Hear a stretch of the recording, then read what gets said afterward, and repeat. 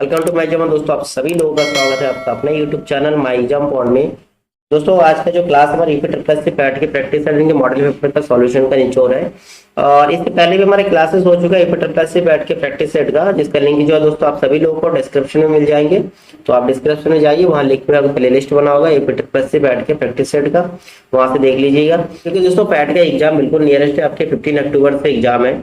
तो इस टाइम आप लोगों को डेली कम से कम 1 या 2 प्रैक्टिस सेट जरूर लगाना चाहिए।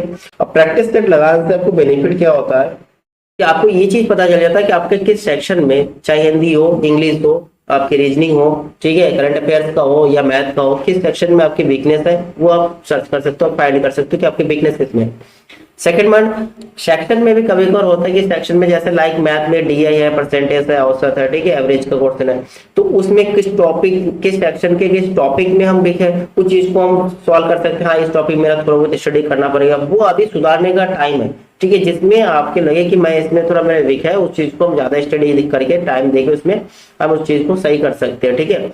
और आपके 1 अक्टूबर से आप डेली प्रैक्टिस सेट पे डिपेंड रहिए, प्रैक्टिस सेट ही लगाइए, प्रैक्टिस सेट से आपके स्कोर अच्छा बनेगा, ठीक है। अगर स्कोर अच्छा बनाना है, आपके 90 प्लस लाना है, तो ये बहुत लगा करता है, क्योंकि आपके एग्जाम की बिल्कुल एंडिंग टाइम है, एंडिंग टाइम में प्रैक्टिस सेट जरूर लगाना चाहिए। तो चलिए आज का हमारा क्वेश्चन देखते हैं। पहला क्वेश्चन आप देखते हो, कौन सी एजेंसी, इसमें कौन सी ऐसी एजेंसी है जो अपने सदस्य देशों को सुलभ ऋण यानी कि सॉफ्ट लोन देती है, ठीक है। ठीक है, आपके पास ऑप्शन है आईडीए, आईएफसी, आईएएफ या आईएमएफ। तो दोस्तों आप मेरे साथ साथ आंसर जरूर कमेंट करिए कि इसका आंसर क्या होगा। ऐसे कौन सा एजेंसी है जो अपने सदस्य देशों को सुलभ ऋण यानी कि सॉफ्ट लोन देती है।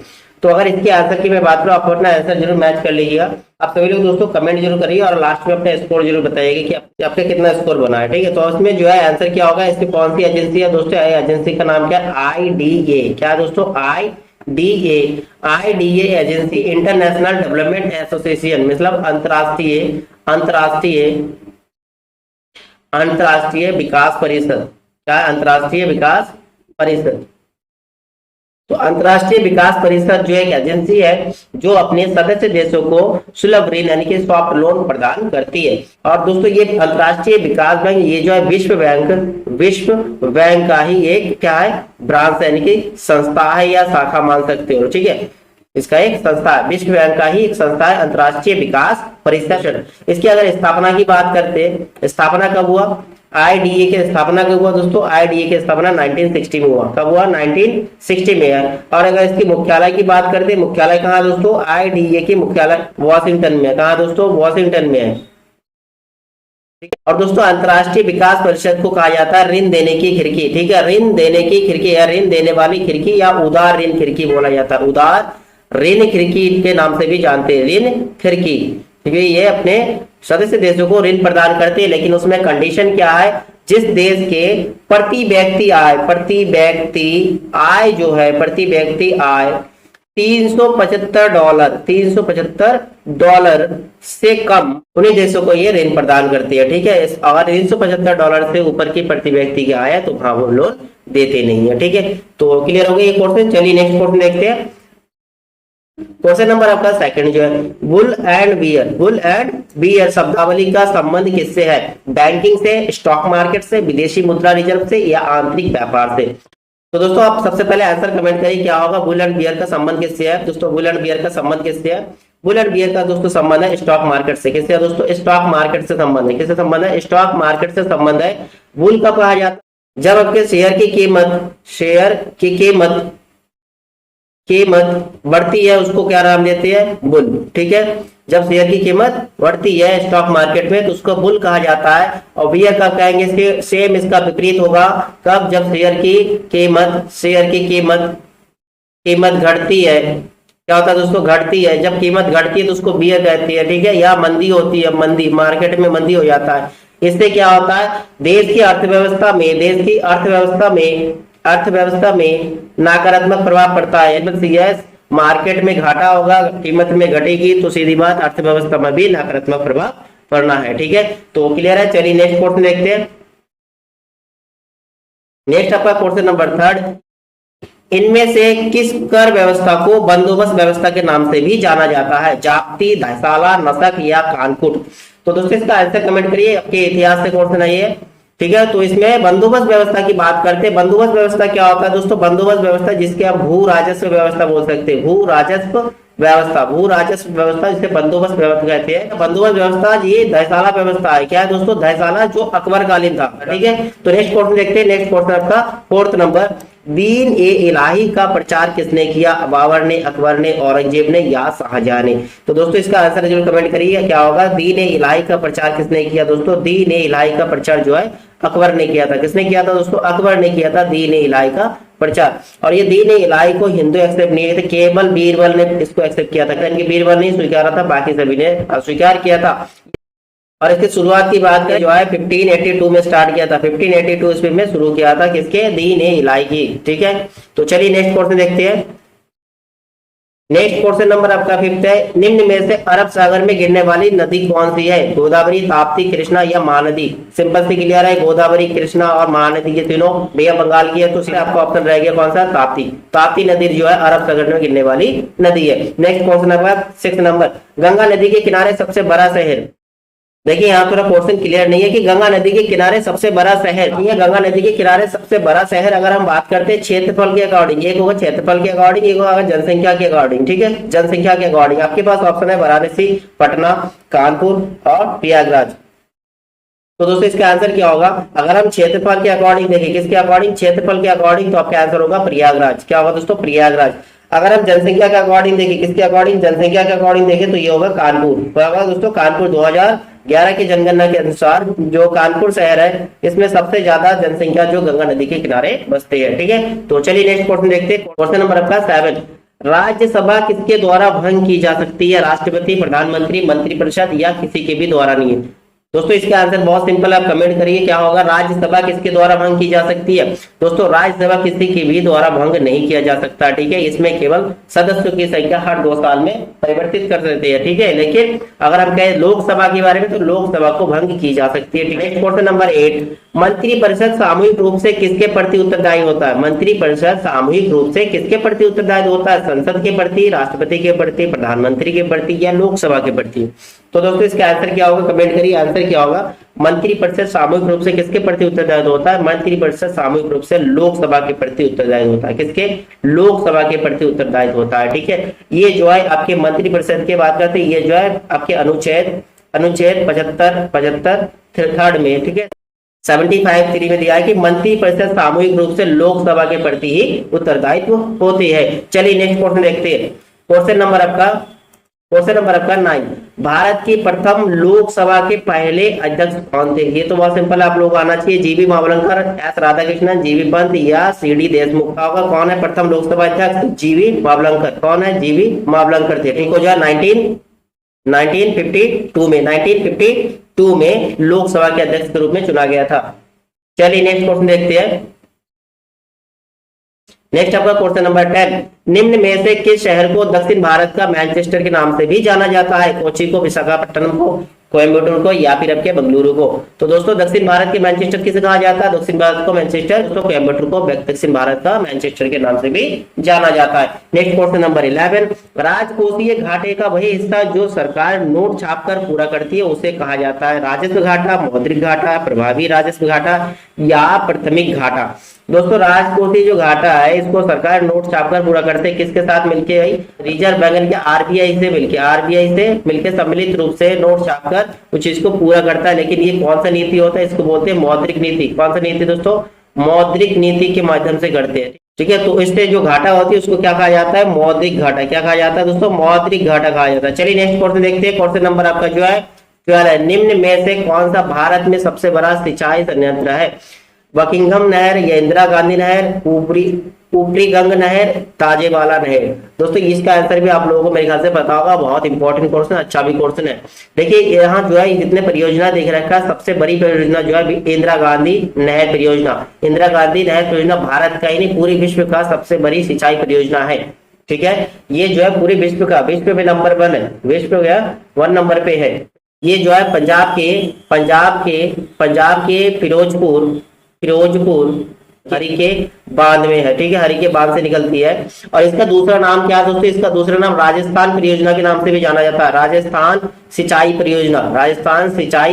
परियोजना इस नाम से भी जाना जाता है। ठीक है, तो इंदिरा गांधी नहर परियोजना जो है भारत की सबसे बड़ी सिंचाई संयंत्र है। ठीक है, चलिए नेक्स्ट क्वेश्चन देखते हैं। क्वेश्चन नंबर आपका 30 नंबर, निम्न में से किस प्रकार की मृदा केरल में अधिक मात्रा में पाई जाती है? जलोढ़ मृदा, लैटराइट मृदा, बलुई मृदा या फिर चिकनी?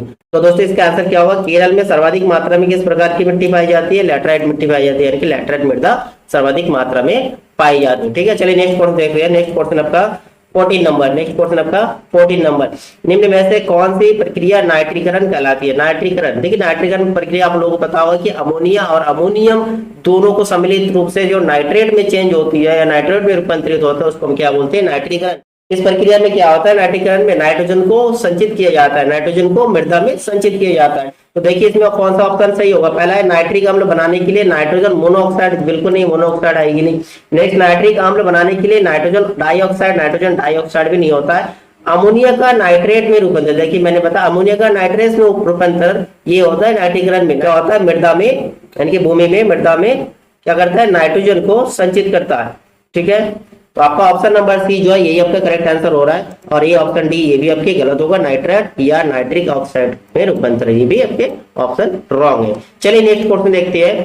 क्वेश्चन नंबर आपका 15 है, निम्न में से किस देश में एस्बेस्टोस अधिक मात्रा में पाई जाती है? ऑस्ट्रेलिया, कनाडा, अफ्रीका या रूस? देखिए एस्बेस्टोस के बारे में बात करें, अगर एस्बेस्टोस 2011 के रिकॉर्ड के अनुसार सर्वाधिक मात्रा में एस्बेस्टोस कनाडा में पाया जाता है, लेकिन अगर 2012 में जो सर्वे हुआ 2012 के अकॉर्डिंग सर्वाधिक मात्रा में कहा? रूस में। तो आपका आंसर कौन सा होगा? रूस वाला होगा। ठीक है, रूस में सबसे अधिक एस्बेस्टोस पाया जाता है। ये अप्रॉक्स 65% एस्बेस्टोस जो रूस में आया 2012 की रिकॉर्ड है। ठीक है, ठीक है, तो कैसे किसी बुक में 55% भी लिखा होगा, यानी कि 55 से 65% के बीच में अगर कोई ऑप्शन देख रखा वही आपका आंसर होगा। चलिए नेक्स्ट क्वेश्चन देखते हैं। क्वेश्चन नंबर आपका 16, बैडन कप का संबंध निम्न में से किस खेल से है? फुटबॉल से, हॉकी से, बैडमिंटन से या क्रिकेट से? दोस्तों बैडन कप किससे संबंधित है? बैडन कप हॉकी से संबंधित है ना, हॉकी खेल से संबंधित है। ठीक, चलिए नेक्स्ट क्वेश्चन देखते हैं। क्वेश्चन नंबर आपका 17, सूर्य मंदिर निम्न में से किस राज्य में स्थित है? ओडिशा में, गुजरात में, कर्नाटक में या तमिलनाडु में? दोस्तों आप सभी लोगों को पता होगा सूर्य मंदिर कहाँ है दोस्तों? उड़ीसा में है। कमेंट करते रहिए, उड़ीसा में सूर्य मंदिर स्थित है। उड़ीसा में कहाँ है? उड़ीसा के कोणार्क में है। कहाँ दोस्तों? उड़ीसा के कोणार्क में जो है सूर्य मंदिर है। ठीक है, और इसको जो दूसरे एक नाम से जाना जाता है, क्या कहते हैं इसको? ब्लैक पगोड़ा नाम से जाना जाता है सूर्य मंदिर को। ठीक है, इसके अगर निर्माण की बात करें, इसका निर्माण किसने करवाया था? 13वीं शताब्दी में नरसिंह देव ने बनाया था, नरसिंह देव जी ने बनाया था। ठीक है, नेक्स्ट क्वेश्चन आपका 18 नंबर, जीवाणुओं को डैश द्वारा मापा जाता है? किससे? होमेसाइटोमीटर, स्पेक्ट्रोफोटोमीटर, कैलोरीमीटर या ऑक्सीजनोमीटर? आपका आंसर क्या होगा? जीवाणु को किससे नापा जाता है दोस्तों? जीवाणु को स्पेक्ट्रोफोटोमीटर से नापा जाता है, स्पेक्ट्रोफोटोमीटर से नापा जाता है। चलिए नेक्स्ट क्वेश्चन देखते हैं। क्वेश्चन नंबर आपका 19, घुमावदार कटाव जिससे नदी घाटी फैल जाती है। ठीक है, घुमावदार कटाव जिससे नदी घाटी फैल जाती को क्या कहती है? पार्श्व शरण होता है, अधोलंब शरण होता है, सतह शरण होता है या माध्य शरण होता है? इस घुमावदार कटाव को क्या नाम देते हैं? पार्श्व शरण। क्या बोलते हैं? पार्श्व मतलब साइडों से शरण होती है, तभी ये नदी की घाटी फैल जाती है। ठीक, नेक्स्ट क्वेश्चन देखिए। क्वेश्चन नंबर आपका 20 नंबर, संविधान। चलो देखिए यहाँ केवल संविधान लिखा है, आगे यहाँ ऑप्शन में आपको देखना है कि कौन सा जो संविधान के अनुसार है। पहला, राष्ट्रपति के पुनर्निर्वाचन पर मुक्त रहता है। बिल्कुल रॉन्ग है। क्यों मुक्त रहेंगे भाई? संविधान में राष्ट्रपति के बारे में बताया गया ना, एक व्यक्ति के राष्ट्रपति पद पर पुनः निर्वाचन की आज्ञा देते। बिल्कुल सही है भाई, एक व्यक्ति को दोबारा राष्ट्रपति बनने का पुनः निर्वाचन की आज्ञा देता है, क्योंकि अनुच्छेद 57 में ये बताया गया कि कोई व्यक्ति जितने बार चाहे, ठीक है, जितने बार हो निर्वाचित हो सकते हैं। ठीक है, अनुच्छेद 57 में है राष्ट्रपति को चाहे जितने बार हो चुने जाने का प्रावधान है। नेक्स्ट आपका ऑप्शन नंबर सी देखते हो, एक व्यक्ति को केवल 2 बार, बिल्कुल नहीं, जितने बार हो उतने बार निर्वाचित किया जा सकता है। ऑप्शन नंबर डी में केवल एक कार्यकाल के लिए, ये भी रॉन्ग है, यानी कि आपका ऑप्शन नंबर जो ये बी है ये आपका करेक्ट आंसर है। ठीक है, ऑप्शन नंबर बी है ये आपका करेक्ट आंसर है। चलिए नेक्स्ट क्वेश्चन देखते हैं। नेक्स्ट क्वेश्चन आपका 21, चिकनी मांसपेशी डैश में पाई जाने की संभावना होती है? कहां पर? टांगों की मांसपेशियों में, बाजुओं की मांसपेशी में, अमाशय में या हृदय में? तो दोस्तों चिकनी मांसपेशी की बात करें, चिकनी मांसपेशी कहाँ पाई जाएगी? अमाशय में होगा ना, क्योंकि अमाशय में डाइजेशन जो प्रोसेस होता है उसमें पेरिस्टेटिक मोमेंट, कौन सा मोमेंट होता है दोस्तों? पेरिस्टेटिक मोमेंट जो होता है, पेरिस्टेटिक मोमेंट जो होता है टिकुड पाइप में फूड पाइप में जो है कौन सा पेरिस्टेटिक मूवमेंट होता है वहां, इसलिए चिकनी मांसपेशियां अमाशय में पाई जाएगी। ठीक है, नेक्स्ट क्वेश्चन आपका क्वेश्चन नंबर 22। सिनगॉग किस धर्म का प्रार्थना स्थल है? पारसी गालों का, काओ का, यहूदी का या सिंधों का? दोस्तों सिनगॉग जो है यहूदियों का प्रार्थना स्थल है। ठीक है, यहूदियों का प्रार्थना स्थल है। चलिए नेक्स्ट क्वेश्चन देखते हैं। नेक्स्ट आपका क्वेश्चन नंबर 23। सबसे अधिक ऊंचाई पर स्थित घरेलू हवाई अड्डा डैश में कहां पर है? तिब्बत में, नेपाल में, भारत में या चीन में? दोस्तों सबसे ऊंचाई पर घरेलू हवाई अड्डा की बात करें, सबसे अधिक ऊंचाई पर घरेलू हवाई अड्डा कहां है? तिब्बत में है। कहां दोस्तों? तिब्बत सबसे अधिक ऊंचाई पर घरेलू हवाई अड्डा। ठीक है, नेक्स्ट आपका क्वेश्चन नंबर 24। जीव विज्ञान की किस शाखा का संबंध विलुप्त जीवों, देखिए विलुप्त जीवों के अध्ययन किया जाता है या अध्ययन से है, विलुप्त जीवों के अध्ययन से है। आपके इसमें ऑप्शन देखिए रखा है पैलिनोलॉजी, फाइलोजेनी, पैलियोबॉटनी या पैलियंटोलॉजी। तो दोस्तों विलुप्त जीवों का अध्ययन किसमें किया जाता है? पैलियंटोलॉजी में किया जाता है। किसमें? ये जीव विज्ञान का एक शाखा है, कौन सा? पैलियंटोलॉजी। ठीक है, चलिए नेक्स्ट क्वेश्चन देखते हैं। क्वेश्चन नंबर आपका 25। नियत दृष्टि से कम दूरी, ये आप लोगों को पता होगा कितना होना चाहिए नियत दृष्टि से, यानी कि स्पर्श दृष्टि की न्यूनतम दूरी कितना होता है? 25 सेंटीमीटर होता है ना, 25 सेंटीमीटर आपका आंसर होगा। ठीक है, चलिए नेक्स्ट क्वेश्चन देखते हैं। Next question number 26। आंसर देते रहिए, आप अपने स्कोर भी देख लीजिए कितना आपके सही होता है। नेक्स्ट क्वेश्चन आपका 26 नंबर। मांग कब एक अनुदान बन जाता है? ठीक है, मांग जो है कब अनुदान बन जाता है? जब एक मांग प्रस्तावित की जाती है, जब हमसे कोई चीज प्रस्तावित किया गया, बिल्कुल नहीं, प्रस्तावित होने पर अनुदान थोड़ी ना कहेंगे। नेक्स्ट ऑप्शन है मांग पर चर्चा समाप्त हो जाने के बाद में, चर्चा समाप्त हो गया तो अनुदान कहां से होगा? नेक्स्ट आपके सी नंबर। मांग स्वीकार हो जाने पर, बिल्कुल सही है, मांग जब स्वीकार कर लिया गया तब उसको अनुदान कह सकते हैं। ठीक है, तो इनका ऑप्शन नंबर सी जो है ये आपका करेक्ट आंसर हो रहा है। लास्ट ऑप्शन है आपके बजट सत्र बंद हो जाता है, ये तो नहीं होगा। ठीक है, आपका ऑप्शन नंबर सी जो है ये करेक्ट है। ठीक है, मांग जो है जब मांग जो है अनुदान कब बन जाता है? जब मांग स्वीकार हो जाता है। ठीक है, जब उसको स्वीकार करते हैं। नेक्स्ट क्वेश्चन देखते हैं। क्वेश्चन नंबर आपका 27। नीली क्रांति का संबंध डैश से है? मछली उत्पादन से, खाद्यान्न उत्पादन से, तिलहन उत्पादन से या दुग्ध उत्पादन से? कमेंट करिए, बहुत अच्छा क्वेश्चन है, इंपॉर्टेंट भी है। ठीक है दोस्तों, नीली क्रांति का संबंध किससे? मछली पालन से, मुख्य रूप से झींगा मछली का पालन से है। ठीक है, मछली पालन से। आप बताइए दोस्तों, खाद्यान्न उत्पादन का संबंध किससे है? खाद्यान्न उत्पादन का संबंध कौन सी क्रांति से है? खाद्यान्न उत्पादन इनकी हरित क्रांति से होगा ना, हरित क्रांति से होगा। और अगर दुग्ध उत्पादन की बात करें, दुग्ध उत्पादन का संबंध कौन सी क्रांति से है? श्वेत क्रांति। कौन सी? श्वेत क्रांति से है। ठीक, आगे बताते हैं तिलहन वाला, तिलहन उत्पादन किससे होगा? पीली क्रांति। क्या होगा दोस्तों? पीली क्रांति। तो इसमें आपके 4 क्वेश्चन क्लियर हो जाना चाहिए। ठीक है, नेक्स्ट क्वेश्चन आपका 28 नंबर। प्रकाशीय श्वसन का सबस्ट्रेट है? फ्रक्टोज, पायरुविक अम्ल, ग्लाइकोलेट या ग्लूकोज? रेस्पिरेशन चैप्टर में आपको बिल्कुल क्लियर देकर रखा होगा कि प्रकाशीय श्वसन में सबसे इंपॉर्टेंट पार्ट किसका होता है? ग्लाइकोलेट का होता है। किसका? ग्लाइकोलेट। ठीक है, क्योंकि ग्लाइकोलेट से ही प्रकाश श्वसन का शुरुआत होता है। प्रकाश श्वसन का शुरुआत किससे होता है? ग्लाइकोलेट से होता है। शुरुआत इसी से होता है। ठीक है, शुरुआत प्रकाश श्वसन का शुरुआत जो है किससे होता है? ग्लाइकोलेट से ही स्टार्ट होता है। ठीक है, इसका सबस्ट्रेट है इस जगह। ठीक, चलिए नेक्स्ट क्वेश्चन देखते हैं। क्वेश्चन नंबर आपका 29। यूनिक्स ऑपरेटिंग सिस्टम डैश के लिए उपयुक्त है? मल्टी यूजर के लिए, रियल टाइम प्रोसेसिंग के लिए या डिस्ट्रीब्यूटेड प्रोसेसिंग के लिए या सिंगल यूजर के लिए? तो दोस्तों इसका आंसर क्या होगा? कमेंट करिए। यूनिक्स जो ऑपरेटिंग सिस्टम है इसके लिए कौन सा ऑप्शन जो है उपयुक्त होगा? तो दोस्तों यूनिक्स ये ऑपरेटिंग सिस्टम है, ये मल्टी यूजर के लिए उपयुक्त होता है। किसके लिए? मल्टी यूजर के लिए उपयुक्त होता है। तो चलिए नेक्स्ट क्वेश्चन देखते हैं। Question number 30। ठीक है, क्वेश्चन नंबर 30। सिंह होल निम्न में से किसकी एक घटना है? जल्दी कमेंट करें, सिंह होल निम्न में से किसकी एक घटना है? समतल भूमि के, मरुस्थल से, काट से या इनमें से कोई नहीं? तो दोस्तों सिंक होल का जो संबंध है काट से है। किससे है दोस्तों? काट से संबंध है। ठीक है, काट का ही एक जो है घटना है वो सिंक होल है। चलिए नेक्स्ट क्वेश्चन देखते हैं। क्वेश्चन नंबर आपका 31। विश्व मधुमेह दिवस कब मनाया जाता है? 1 जनवरी को, 27 अगस्त को, 16 अक्टूबर को या 14 नवंबर को?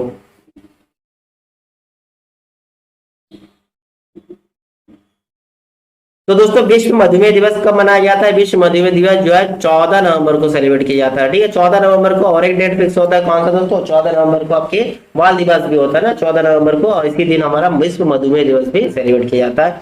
ठीक है। और इसके जो शुरुआत हुआ WHO के द्वारा हुआ था। WHO के द्वारा 1991 से स्टार्ट किया था, जो मधुमेह का ये जो विकट रूप ले रहे थे, ठीक है, विकट रूप ले रहे थे, जो बढ़ती चिंताएं थी, उसके कारण WHO ने 1991 में ये शुरू किया कि 14 नवंबर को विश्व मधुमेह दिवस के रूप में सेलिब्रेट किया जाएंगे और इसमें जो लोगों को जागरूक किया जाएगा। तो चलिए नेक्स्ट क्वेश्चन देखते हैं। क्वेश्चन नंबर आपका 32, लोकसभा के चुनाव में किस प्रकार की चुनाव प्रणाली अपनाई जाती है? प्रादेशिक प्रतिनिधित्व प्रणाली, अनुपातिक प्रतिनिधित्व प्रणाली, या आपके ए और बी दोनों, या दोनों में से कोई नहीं? तो आपका आंसर क्या होगा?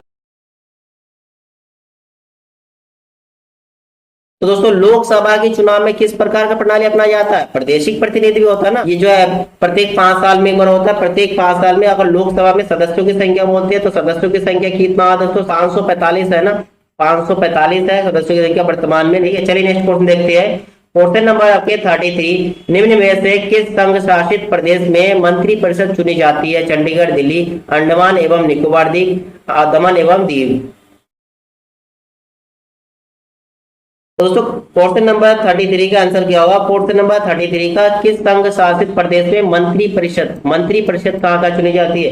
दोस्तों मंत्री परिषद दिल्ली और पुडुचेरी में चुनी जाती है। कहाँ पर? दिल्ली और पुडुचेरी में, ठीक है, ध्यान रखना, दिल्ली और पुडुचेरी में चुनी जाती है। ये 2 राज्य है जहाँ पर मंत्री परिषद चुनी जाती है, ठीक है। क्वेश्चन नंबर जो भी है इसका करेक्ट आंसर है। चलिए नेक्स्ट क्वेश्चन देखते हैं। क्वेश्चन नंबर आपका 34, कदरिया महादेव मंदिर स्थित है औरंगाबाद में, खजुराहो में, जबलपुर में, या चित्तौड़गढ़ में?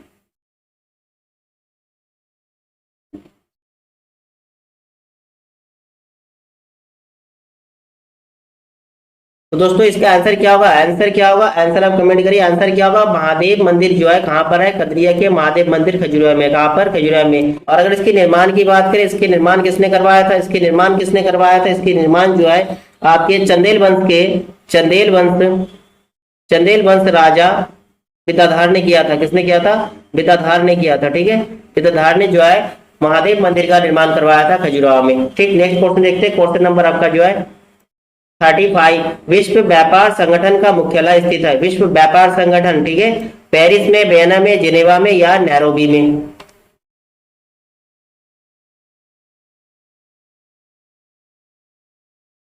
तो दोस्तों इसका आंसर क्या होगा? आंसर क्या होगा इसका? विश्व व्यापार संगठन का मुख्यालय कहाँ है दोस्तों? विश्व व्यापार संगठन का मुख्यालय जो है जिनेवा में। कहाँ पर दोस्तों? जिनेवा में विश्व व्यापार संगठन का मुख्यालय। इसकी अगर स्थापना की बात की, स्थापना कब किया गया था विश्व व्यापार संगठन का? 1995 में किया था। और दोस्तों विश्व व्यापार संगठन का काम क्या? विश्व व्यापार का नियम बनाना। क्या होता है? नियम बनाना, उस बात को कंट्रोल करना व नियंत्रित करने का काम करती है विश्व व्यापार संगठन, ठीक है। इसकी स्थापना 1995 में जेनेवा में हुआ था। चलिए नेक्स्ट क्वेश्चन देखते हैं। नेक्स्ट आपका क्वेश्चन नंबर 36, निम्न में से बांसुरी वादक है? जाकिर हुसैन, हरिप्रसाद चौरसिया, रविशंकर, अली अकबर खान।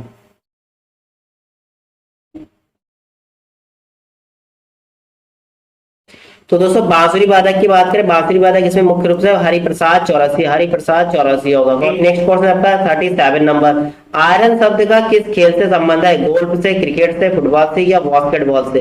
दोस्तों आयरन का संबंध किससे होगा? आयरन का संबंध किससे होगा? आयरन का संबंध गोल्फ से है, ठीक है, गोल्फ खेल से है आयरन का संबंध।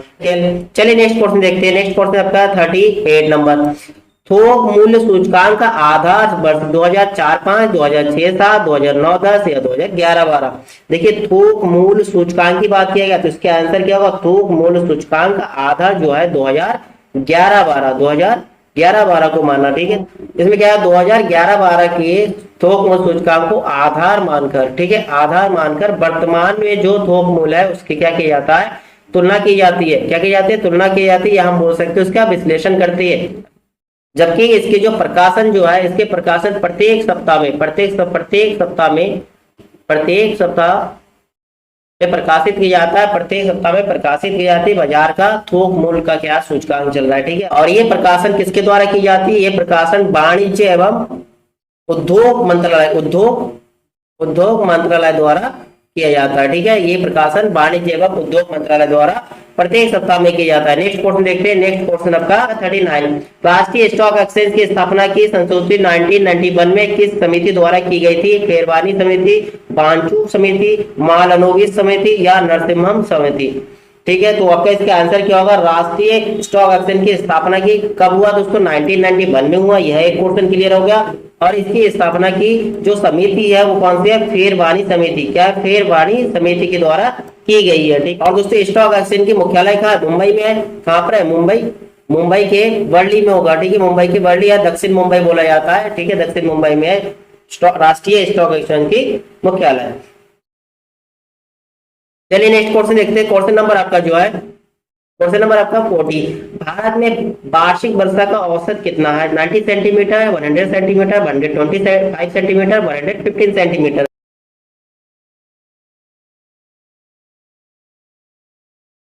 तो दोस्तों भारत में जो वार्षिक वर्षा का जो औसत है कितना है? 125 है, 125 सेंटीमीटर है। ठीक है, 125 सेंटीमीटर। तो चलिए नेक्स्ट क्वेश्चन देखते हैं। नेक्स्ट क्वेश्चन आपका 41। भारत में 2016 विमुद्रीकरण के बाद अपनाए गए 500 के नए नोट का आकार क्या? ठीक है, 500 के नए नोट का, 500 का नए नोट का आकार क्या है दोस्तों? आपसे ये पूछा है।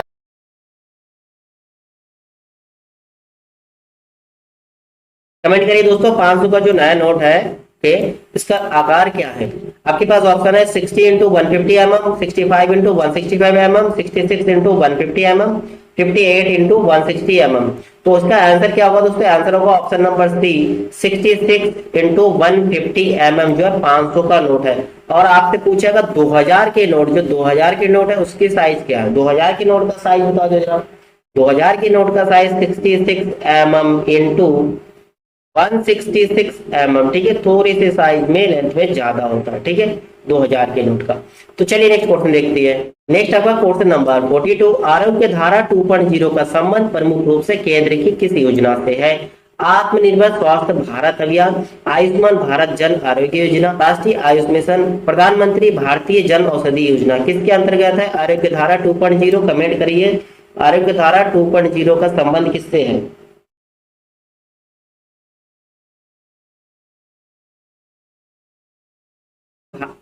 तो दोस्तों आरोग्य धारा 2.0 का संबंध किससे? आयुष्मान भारत जन आरोग्य योजना से। किससे? आयुष्मान भारत जन आरोग्य योजना से है। ये इस योजना में जो है मुख्य रूप से उद्देश्य क्या था? उद्देश्य था सार्वजनिक व निजी सूचीबद्ध जितने भी हॉस्पिटल है उसमें उपचार के लिए प्रति परिवार, ठीक है, प्रति परिवार 5 लाख, कितने? 5 लाख का सहायता राशि प्रदान की जाती है लाभार्थी को। ठीक, नेक्स्ट क्वेश्चन देखते हैं।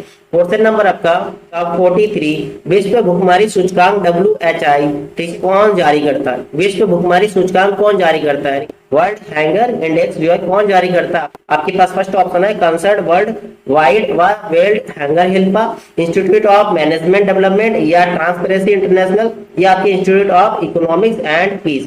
तो दोस्तों इसका आंसर क्या होगा? कौन जारी करता है? कंसर्न वर्ल्ड वाइड व वर्ल्ड हंगर हेल्पा के द्वारा जारी किया जाता है विश्व भुखमरी सूचकांक। चलिए नेक्स्ट क्वेश्चन देखते हैं। क्वेश्चन नंबर आपका 44। अंतरराष्ट्रीय मजदूर दिवस कब मनाया जाता है? 1 अप्रैल, 30 मार्च, 1 मई या 2 जुलाई। तो दोस्तों अंतरराष्ट्रीय मजदूर दिवस कब मनाया जाता है? 1 मई को अंतरराष्ट्रीय मजदूर दिवस। देखिए आपके दिवस से संबंधित कम से कम 2 नंबर होगा, 2 क्वेश्चन आपको दिवस से संबंधित मिलेंगे ही। ठीक है, इसलिए जितने दिवस है आपके अंतरराष्ट्रीय व राष्ट्रीय जरूर लर्न कर लीजिएगा, जितने इंपॉर्टेंट राष्ट्रीय और अंतरराष्ट्रीय दिवस है। चलिए नेक्स्ट क्वेश्चन देखते हैं। क्वेश्चन नंबर आपका 45। राष्ट्रीय आय गणना हेतु आधार वर्ष, राष्ट्रीय आय गणना की जीडीपी का आधार वर्ष क्या माना? 2004-05, 2010-11, 2011-12 या 2016-17।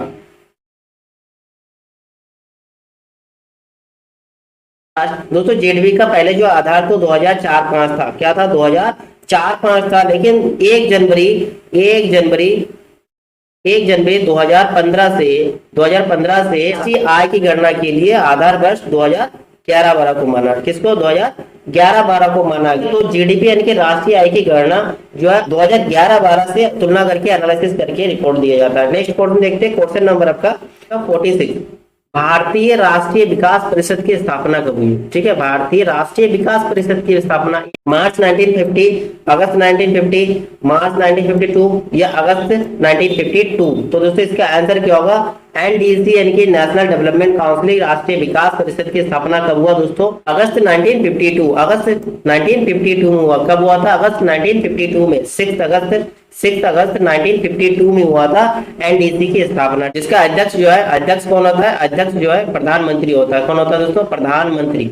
ठीक है, प्रधानमंत्री जो है राष्ट्रीय विकास परिषद का अध्यक्ष हुआ करते हैं। नेक्स्ट क्वेश्चन आपका 47 नंबर, 47 नंबर क्वेश्चन देखो, प्रधानमंत्री श्रम योगी मानधन योजना में प्रत्येक ग्राहक को 60 वर्ष की आयु प्राप्त करने के बाद न्यूनतम अनुमानित पेंशन प्रतिमाह प्राप्त होगी। कितना? 3500 रुपए, 2000 रुपए, 3000 रुपए या 1500 रुपए। तो दोस्तों प्रधानमंत्री श्रम योगी मानधन योजना इसकी शुरुआत कब हुआ? इसकी शुरुआत जो है आपके 2019 से शुरू किया गया, 2019 फरवरी 2019 में किया गया। इसमें जो है 60 वर्ष की आयु प्राप्त करने के बाद उसमें जो है पेंशन के रूप में कितना राशि दी जाएगी? आपके 3000 रुपए प्रति माह दिया जाएगा, 3000 रुपए प्रति माह दी जाएगी। ठीक है, 3000 रुपए प्रति माह दी जाएगी। ठीक है, ये जो है सामाजिक कल्याण योजना हो गया। चलिए नेक्स्ट क्वेश्चन देखते हैं। क्वेश्चन नंबर आपका 48, जनगणना तिथि और जन्म तिथि के बीच अंतराल को क्या कहा जाता है? ठीक है, जनगणना तिथि और जन्म तिथि के बीच के अंतराल को क्या कहा जाता है? लिंगानुपात, आयु संरचना, अनुकूलतम जनसंख्या या इनमें से कोई नहीं।